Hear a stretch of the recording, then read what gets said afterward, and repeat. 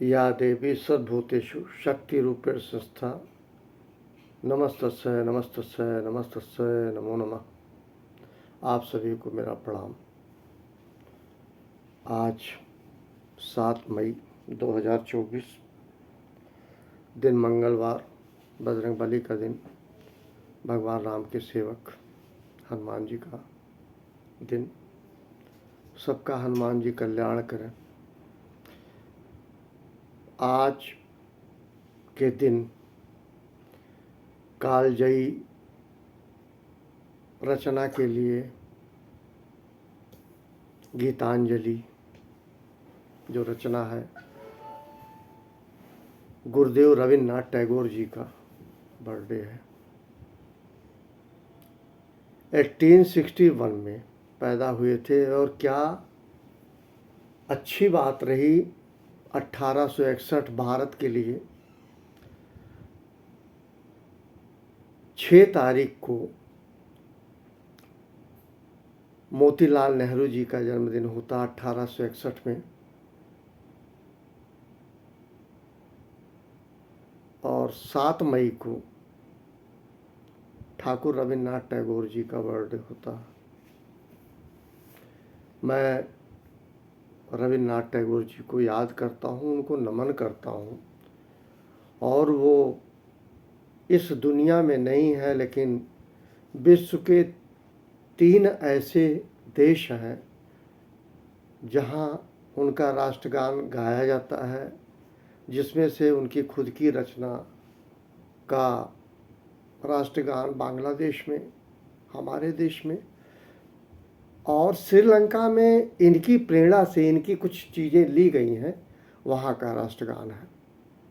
इस प्रकार से रविन्द्रनाथ टैगोर जी अपने को बहुत ही प्रभावशाली, मैं कहूँगा, व्यक्तित्व, जिनको साहित्य के लिए 1913 में पहली बार गैर यूरोपियन किसी व्यक्ति को नोबेल पुरस्कार दिया गया। और इनके विषयक मैं जहाँ तक जाऊँ, इनके सोच को मैं नतमस्तक हूँ, अभिवादन करता हूँ। उनकी एक बात से मैं बहुत ही प्रभावित हूँ, वो ये है, उनका ये कहना था कि जब आप प्रभु से प्रार्थना करें तो प्रार्थना में ये ना कहें कि भगवान हमको कोई कष्ट ना दो, बला ना दो, संकट ना दो, बल्कि प्रार्थना ये करें जब कोई विपरीत परिस्थिति आती है, कोई कष्ट आता है, कोई तकलीफ आती है, उससे निडर होके लड़ने की प्रभु क्षमता दें। ये सबके बूते में ये शब्द नहीं है। लोग प्रेयर करते हैं, भगवान हमको बचा लो, हमको बचा लो, हमको बचा लो। रविन्द्रनाथ टैगोर जी इनवाइट करते हैं कि हमको दो जरूर, लेकिन हम उससे निडर होके लड़ सकें, संघर्ष कर सकें। ये प्रार्थना रविन्द्रनाथ टैगोर जी की। एक बात और इन्होंने कहा था, हम महानता के सबसे करीब तब होते हैं, या हम महान तभी बन सकते हैं जब हम में विनम्रता भरपूर आ जाए। मतलब विनम्रता और महानता दोनों का एक उन्होंने स्वरूप बताया कि जब हम विनम्र होंगे, बहुत विनम्र होंगे, तभी हम महान बन सकते हैं। और दूसरे इन्होंने कहा, सिर्फ खड़े होके पानी देखने से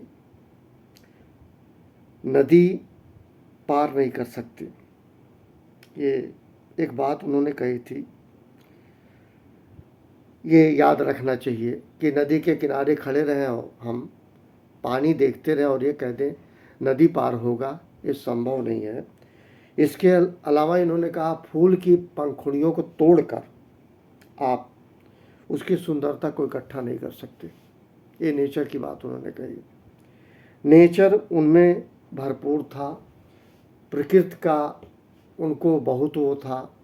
उनकी एक बात याद आती है, काफ़ी लंबा चौड़ा परिवार, अपने छत से उनको दो चीज़ें बड़ा प्रभावित करती थी, जब पक्षी उड़ते थे, दूसरा जब लोग पतंग उड़ाते थे दूर तक जाती थी। ये दोनों स्थितियाँ उनको मन भावन लगती थी और उसको निहारा करते थे, देखा करते थे। यही कारण था। उनके साथ एक व्यक्तिगत घटना थी। उनकी चाची जो है तमाम चिड़िया एक उसमें रख के पालने की कोशिश करी और एक दिन मौका मिला, उन्होंने सारी चिड़ियों को उड़ा दिया। ये उनका सोच था कि कभी भी किसी पक्षी को कैद नहीं रखना चाहिए, पिंजड़े में नहीं रखना चाहिए। ये छोटी बात नहीं है। इसके बाद मैं उनके विषय में एक बात कहूँगा, वो बार बार मैं कहता हूँ कि leave this chanting and singing. बोले भजना जपना छोड़ो, God is not there, God is there where the tiller is tilling. इसके अलावा कहते हैं पसीने में है किसान के, मेहनत कश में है, मजदूरों में है। ईश्वर को आप लोग मंदिर मस्जिद गुरुद्वारे में ढूंढते हो। अच्छा ये होता, कर्म कर्तव्य के लिए आप इस दुनिया में आए हैं। मेहनत कीजिए, पसीना बहाइए, ये सब कीजिए, अपना कर्म कीजिए, भगवान उसमें बसता है, रचता है। बार बार वो कहते हैं कि जो हमारे सामने जब भी हम काम करेंगे जो पसीना होता है, जो उसकी वो आती है, वही भगवान है। सोच के देखिए कितनी बड़ी बात है। लोग नहा धुल के टीका लगा के मंदिरों में जाते हैं।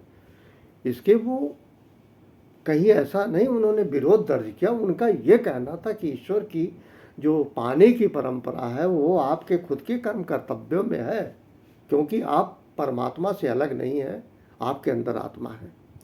इन्हीं शब्दों के साथ पुनः आप सभी को मेरा प्रणाम। Thank you very much.